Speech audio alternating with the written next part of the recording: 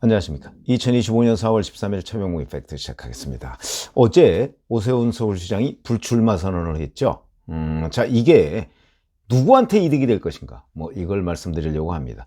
오 시장은 어제 비정상의 정상화를 위해 백의 종군으로 마중물 역할을 하겠다 이렇게 얘기를 했고요. 그러면서 국민이 진심으로 보수가 새롭게 태어났다 이렇게 기대할 수 있겠다고 체감할 수 있다면 미약하게나마 제 한 몸 비켜드리고 승리의 길을 열어드리겠다고 결심했다. 이렇게 얘기를 했습니다. 자, 그럼 여기서 얘기하는 보수가 새롭게 태어났다라는 건 도대체 뭐냐? 이런 거를 이제 해설의 여지를 남긴 부분이 있죠. 자, 이렇게 되니까 바로 그 경선 주자들이 내가 그걸 이어받겠다. 이렇게 이제 페이스북 또는 기자들하고 만나서 얘기를 했습니다. 그거는 오세훈 서울시장 불출마의 반사 이익을 본인이 가져가겠다. 이런 의지의 표시로 보이죠. 김문수 전 고용노동부 장관은요, 성장과 더불어 약자와의 동행을 기치로 내건 오 시장의 소명의식에 적극 동의하며 이재명 집권을 막는 정권 재창출이 대장정에 오세훈 시장과 함께 최선을 다하겠다. 이렇게 얘기를 했고요. 한동훈 전 국민의힘 대표, 오 시장이 대선 핵심 아젠다로 당부하신 다시 성장, 그 다음에 약자와의 동행은 제가 출마 선언에서 말씀드린 성장하는 중산층의 시대, 그리고 당대표 시절부터 일관해온 격차 해소와 같다. 오 시장 목까지 더 열심히 뛰어 그 소중한 가치들이 꼭 실현될 수 있도록 하겠다. 홍준표 전 대구시장, 오 시장이 말씀하신 다시 성장이다의 그리고 약자와의 동행이라는 화두는 적극적으로 받아들여 향후 국정 운영에 반영하도록 하겠다. 안철수 의원, 당이 지금의 아픔을 딛고 다시 일어서기 위한 희생이자 깊은 울림이다. 약자와의 동행이라는 가치는 당의 재건을 위해 꼭 필요한 핵심 가치가 될 것이다. 나경원 의원, 오 시장이 뿌린 미래를 위한 씨앗들, 이제 우리 모두가 더욱 풍성한 열매로 키워나갈 책임이 됐다. 그 뜻을 깊이 새겨 우리 당 대선 후보들이 국민의 삶을 바꾸는 국정 운영으로 반드시 실현해야 될 것이다. 이렇게 얘기했습니다. 자, 이것만 보면 바로 오세훈 시장이 불출마 선언을 해가면서 내세웠던 다시 성장이다. 그 다음에 약자와의 동행. 사실은 이게 원래 출마 선언 때 핵심 키워드로 내세우려고 했던 거죠. 이 부분에 대해서 다 긍정적인 평가를 해가면서 내가 그 가치를 실현하겠다 이렇게 얘기를 했습니다. 그러면 자, 오 시장이 이제 경선 과정에서 특별히 어느 쪽으로 힘을 실었던 그런 흔적은 없습니다. 그렇기 때문에 어느 쪽이 유리하다 이렇게 단정할 수가 없고 양론이 다 있습니다 지금. 그러니까 오세훈 시장 불출마의 반사 이익을 누가 받을 것이냐, 마중물 역할을 한다고 했는데 이게 현직 시장으로서 쉽지는 않거든요. 정치적 중립 여전히 의무가 있는 거 아닙니까? 또 마땅한 방법도 없습니다. 지금까지 오세훈 서울시장이 서울시장을 해가면서 민주당으로부터 수많은 공격을 받았지만 그렇다고 해서 국민의힘 소속이라는 색채를 드러내가면서 또 맞선 그런 실적도 별로 없습니다. 그래서 이게 반사이익이 과연 있을까? 이런. 일단은 이제 여러 사람들의 분석 중에 이런 게 있습니다. 오세훈 시장이 처음에 이제 탄핵을 찬성했었죠. 초창기에는. 그러니까 비상계엄에 대해서 부정적이었고요. 그리고 나중에 가서는 조금 애매한 입장을 취했습니다. 이런 점으로 본다면 초창기에 그 탄핵 찬성이라는 이미지가 강하기 때문에 탄핵 찬성파한테 도움이 될 것이다.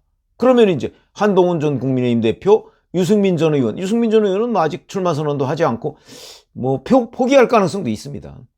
또 안철수 의원, 여기 출마 선언을 했죠.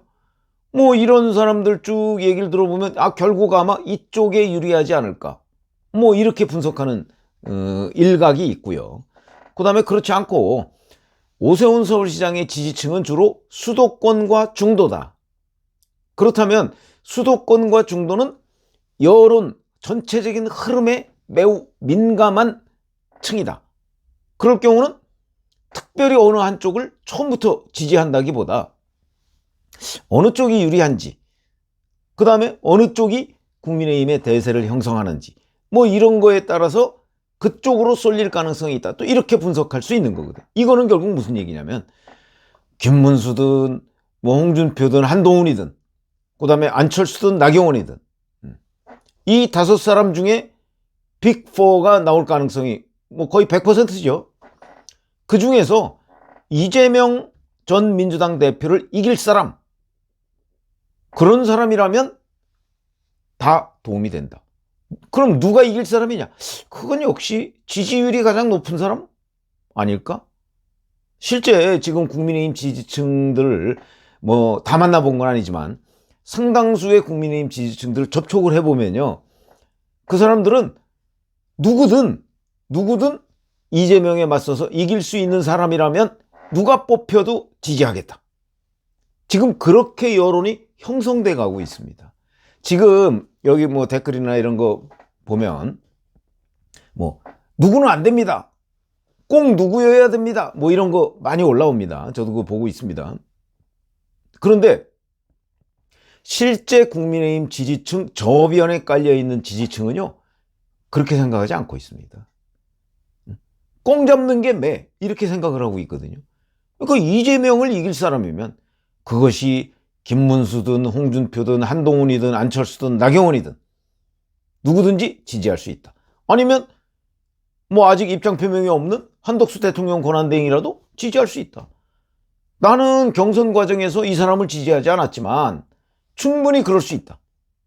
글쎄, 제가 만나본 상당수의 국민의힘 지지층은 그런 입장입니다. 그렇다면 오세훈 서울시장이 지금 특별히 어느 쪽에 비중을 두고 얘기했을까? 저는 별로 아니라고 봅니다. 그냥 본인이 그만두면서, 뭐 그만둔 이유도 뭐 각자 분석이 다양합니다. 저의 분석은 어저께 제가 말씀드렸듯이 뭐 기본적으로는 지지율 열세죠. 뭐 어느 매체를 보니까 이렇게 돼 있더군요. 국민의힘이 약간 뭐 과거로 회귀하는 듯한 이런 부분에 대한 경종을 울리기 위해서 불출마를 선언했다 그런데, 그거는 오세훈 서울시장 쪽의 뭐 꿈보다 해몽식의 주장이라고 보고요. 지지율이 안 나오니까 그만둔 거죠. 그렇게 보시는 게 맞다고 보고요. 자, 그러나 그 불출마로 인해서 누가 이득을 볼 것이냐, 또 뭐 약간의 차이는 있을지 몰라도 그 이득, 반사이익, 아마 후보들 간에 별로 큰 차이가 없을 겁니다. 지금 어차피 경선이고요. 지금 그렇다고 오세훈 서울시장이 이제 그만두고 나서 뭐 확실하게 누구를 지지한다 이렇게 얘기할 사람도 아니고, 실제 그렇게 해도 큰 효과가 없을 수도 있다. 왜? 오세훈 서울시장 지지층은 이미 상당히 그 지지율이 떨어져 있습니다. 올 1월 초에 갤럽 조사 기준으로 6%가 지금 엊그제 2%로, 심지어는 출마 여부가 불투명한 한덕수 대통령 권한대행과 동률이 돼버렸습니다.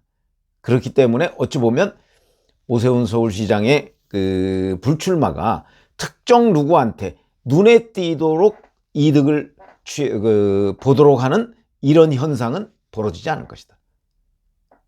그렇기 때문에 제가 보건대 뭐 별로 그렇게 도움은 안 될 거라고 보고, 다만 이제 국민의힘 후보가 결정이 되면 뭐 직접적으로는 안 되지만 간접적으로는 오세훈 시장이 뭐 도움을 줄 수는 있겠죠. 그런 정도가 아닌가 싶은 생각이 있고요. 그래서 이 불출마의 실질적인 반사이익을 눈에 띄게 가져갈 사람, 제가 보기에는 없어 보인다. 이런 거고요. 그렇기 때문에 지금 이제 각 경선 주자들이 오 시장의 불출마를 자기한테 유리하게 해석하는 아저인인수식 해석은 가능하지만, 그러나 실제 그런 도움은 없을 것이고요. 그래서 보면 뭐 각자 이제부터 오 시장이 빅4에 들어갈 가능성은 대단히 높았거든요. 그러니까 그 자리를 누가 메우느냐. 근데 뭐 보니까 빅3 정도는 어느 정도 지금 뭐 정해진 거 아닌가 싶습니다. 물론 아직 뭐 초반이죠. 그러나 김문수, 홍준표, 한동훈, 뭐 이 세 사람이 빅3가 되는 것 아닌가요? 그리고 이제 나머지 네 번째 자리가 이제 안철수, 나경원 두 사람 중에 한 사람이 될 가능성이 대단히 높죠. 저는 뭐 둘 중에 한 사람, 글쎄 나경원 의원이 될까? 아니면 안철수 의원이 될까? 그래서 뭐 그거는 좀 애매합니다. 앞으로 뭐 시간이 좀 많이 있으니까요.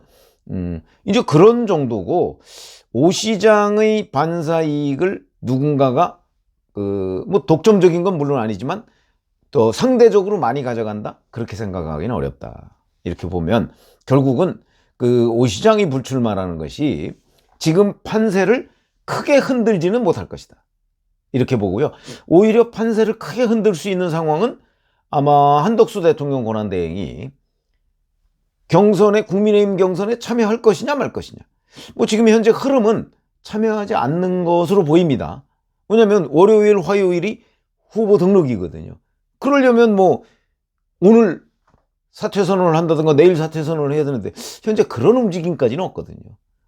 아니면 이제 후보 등록 이후에 뭐 무소속 출마나 아니면 출마 뜻을 밝히고 국민의힘에서 정해지는 후보와 뭐 단일화 협상을 한다든가 뭐 이런 것들이 이제 완전히 이 지지층이 덩어리로 움직이는 역할을 하겠죠. 그런 것이 있기 전까지는 일단 경선 후보 간의 경쟁, 그리고 이를 통한 흥행, 뭐 이런 것들이 이제 전체적인 판세라는 건 결국 이재명 민주당 후보와의 격차 뭐 이런 거 아니겠습니까?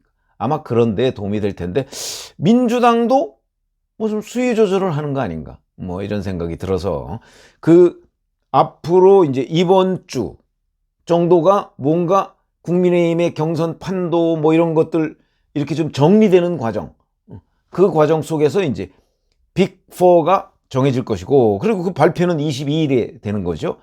거기에 이제 가장 큰 변수는 한덕수 대통령 권한대행의 출마 여부 뭐 이런 게 되지 않을까, 이렇게 판단이 됩니다. 고맙습니다.